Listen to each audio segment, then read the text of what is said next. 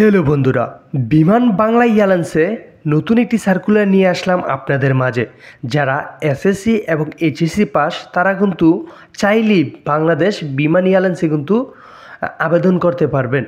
চলুন দেখি না এখানে কতজন লোক নেওয়া হবে এবং শিক্ষাগত যোগ্যতা কী এবং আপনি কী যোগ্যতা থাকলে আপনি বাংলাদেশ বিমান এয়ারলাইন্সে চাকরি করতে পারবেন।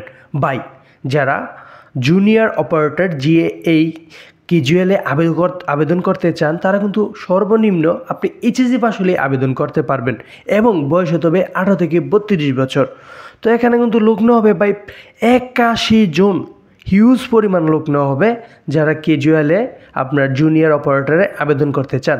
সেই ক্ষেত্রে শিক্ষাগত যোগ্যতা লাগবে, কমপক্ষে এইচএসসি পাস লাগবে অথবা সমমান পরীক্ষায় উত্তীর্ণ এবং বাংলাদেশ রোড ট্রাফিক অথবা পেশাদার লাইসেন্স থাকতে হবে এবং যানবাহন চালানোর 3 বছরের অভিজ্ঞতা থাকতে হবে।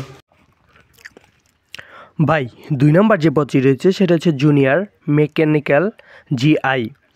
এখানে কিন্তু আপনার লোক হবে 41 জন। এখানে বয়স হতে হবে 18 থেকে 32 বছর।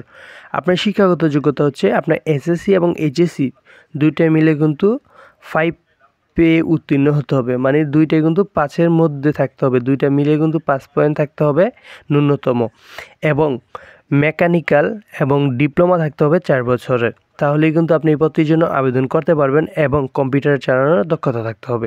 3 নম্বর যে পদটি রয়েছে সেটা হচ্ছে জুনিয়র ইলেকট্রিশিয়ান জিআই। এখানে কিন্তু আপনার সেমি এসএসসি পাস এবং এইচএসসি পাস করতে হবে, দুইটি মিলে কিন্তু 5-এর উপরে লাগবে পয়েন্ট এবং 4 বছরের ডিপ্লোমা থাকতে হবে এবং কম্পিউটারে চালানোর দক্ষতা থাকতে হবে। চলুন দেখেন এখানে কবে থেকে আবেদন শুরু করতে পারেন এবং কোন ওয়েবসাইটে ঢুকে আবেদন করবেন। www এই ওয়েবসাইটে ঢুকে কিন্তু আবেদন করতে পারবেন। এটা কিন্তু আমার ডেসক্রিপশনে দেওয়া থাকবে এবং আবেদন চলবে 4/2/2025 সকাল 10টা হতে 5/3 মানে মার্চ মাসের 5 তারিখ পর্যন্ত আপনার আবেদন চলবে।